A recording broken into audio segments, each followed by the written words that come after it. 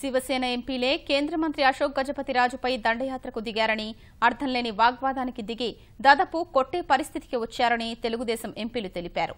శివసేన మంత్రి అనంతగీతే చేయి చూపిస్తూ సవాల్ చేస్తూ మాట్లాడారని వివరించారు. వారు ఎంతలా రెచ్చగొట్టినా మంత్రి అశోక్ గజపతిరాజు చాలా సంయమనం పాటించారని పేర్కొన్నారు. రవీంద్ర గైక్వాడ్ ప్రవర్తనతో ఎయిర్ ఇండియా సిబ్బంది ఎంత మానసిక బాధను అనుభవిస్తున్నారో తెలుస్తోందన్నారు. కూర్చొని మాట్లాడుకుంటే పరిష్కారమయ్యే సమస్యలపై ఇలా స్పందించడమేంటని ప్రశ్నించారు. రవీంద్ర గైక్వాడ్పై ఎవరికీ ఎలాంటి దురాభిప్రాయం లేదని, ఆయన ప్రవర్తనే బాగోలేదన్నారు. ఇవాల్టి ఘటనపై సభా హక్కుల నోటీసులు ఇవ్వాలా, నైతిక విలువల సంఘానికి ఫిర్యాదు చేయాలా అనేది పార్టీ అధిష్టానం నిర్ణయిస్తుందన్నారు. ఒకేసారి దాడి కింద రావడం, ముఖ్యంగా మంత్రి గారిని చుట్టుముట్టే పరిస్థితి, స్పీకర్ పోడియం దగ్గరికి వెళ్ళే పరిస్థితి కలపడం వల్ల కొద్ది ఇబ్బందికర పరిస్థితి వచ్చింది. దీన్ని తీవ్రంగా ఖండిస్తా ఉన్నాం. ఎంచేతంటే మరి గౌరవ అయినటువంటి కేంద్ర మంత్రివర్యులైన సివిల్ ఏవియేషన్ మినిస్టర్ గారు ఒక మంత్రి స్థాయిలో ఉన్నటువంటి ఒక వ్యక్తి మీదకి మరి ఎన్డీఏ భాగస్వామ్యంలో ఉన్నటువంటి మేము శివసేన కానీ తెలుగుదేశం కానీ ఎన్డీఏ భాగస్వామ్యంలో ఉన్నటువంటి మరి మాకు కొద్దిగా ఇబ్బందికర పరిస్థితి కల్పించింది. మా తోటి శాసనసభ్యులు, ముఖ్యంగా తోటి పార్లమెంట్ సభ్యులు, ముఖ్యంగా ఎన్డీఏ భాగస్వామ్యంలో ఉన్నటువంటి శివసేన సభ్యులే ఆ రకంగా చేయడం అనేది కొద్దిగా ఇబ్బందికర, బాధాకరంగా విషయంగా ఉంది. మరి దీని మీద కూడా మేము వాళ్ళతో కూడా మాట్లాడడం జరిగింది.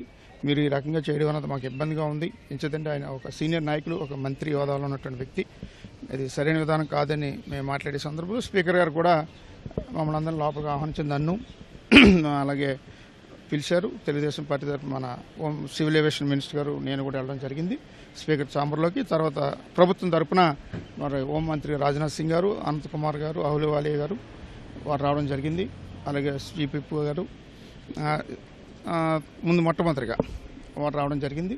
అలాగే civil aviation MOs Yashwant Sinha మేమందరూ కూర్చొని ఒక ఎమికబుల్ సొల్యూషన్ తోటి వారు ఏదైతే కోరుతారో దాని మీద తప్పనిసరిగా మనం స్పందించి ఒక నిర్ణయం తీసుకుని ఆ ప్రకటన చేయాలనేటువంటి నిర్ణయానికి రావడం, ఈ నిర్ణయపరంగా వారు కూడా రావడం జరిగింది. అప్పట్లో మొన్న ఇప్పుడు జరిగినటువంటి చర్చలో వారు అనంతగీతే గారు, ఇండస్ట్రీస్ మినిస్టర్ గారు, శివసేన సంబంధించినటువంటి వ్యక్తి ఆయన, అలాగే ఆనంద్ రాడ్సల్ గారు ఆయన కూడా రావడం జరిగింది. వారు ఇరువురితో కూడా మాట్లాడి మరి వారు కూడా కొన్ని అభిప్రాయాలు చెప్పారు. వారు కొన్ని వాటిని మాకు ఈ రకంగా చెయ్యాలి అనేటువంటి విధానంతో ఒక డిమాండ్ కూడా చెప్పడం జరిగింది. ప్రభుత్వ పరంగా తప్పనిసరిగా దానికి ఏ ఒక్కరికి ఇబ్బంది లేకుండా తప్పనిసరిగా ఎమికబుల్ సొల్యూషన్ చేసేలా చర్యలు తీసుకుందామని కూడా రాజ్నాథ్ సింగ్ గారు, ఇతర మంత్రులు కూడా చెప్పారు. మన అశోక్ గజపతిరాజు గారు కూడా చెప్పడం మీదట మరి ఆ స్టేట్మెంట్ని మరి మన హోం మంత్రి గారు, ఎందుకంటే అక్కడ సెక్యూరిటీ ఆస్పెక్ట్స్, బీఎస్ఎఫ్, సిఐఎఫ్ ఇవన్నీ కూడా హోం మంత్రి గారి అధ్వర్యంలో ఉంటాయి. కాబట్టి ఎయిర్పోర్ట్ అన్నది సివిల్ ఏవియేషన్తో పాటుగా హోమ్ మినిస్టర్లో కూడా వచ్చేటువంటి విభాగాలు కూడా ఉన్నాయి. కాబట్టి మరి దాని బాధ్యత తీసుకుని మన రాజ్నాథ్ సింగ్ గారు స్టేట్మెంట్ ఇవ్వడం జరిగింది. వారి సభ్యులు అడిగినటువంటిది వారి కోసం తప్పనిసరిగా దీన్ని మేము సార్ట్అవుట్ చేస్తాం, మీరు ఏ ఆందోళన చేయవలసిన లేదని మీ సమక్షంలోనే హౌస్లో ఆయన చదవడం జరిగింది. వారు శాంతించడం జరిగింది. ఇక క్షమాపణ అటువంటి పరిస్థితి ఏం రాలేదు.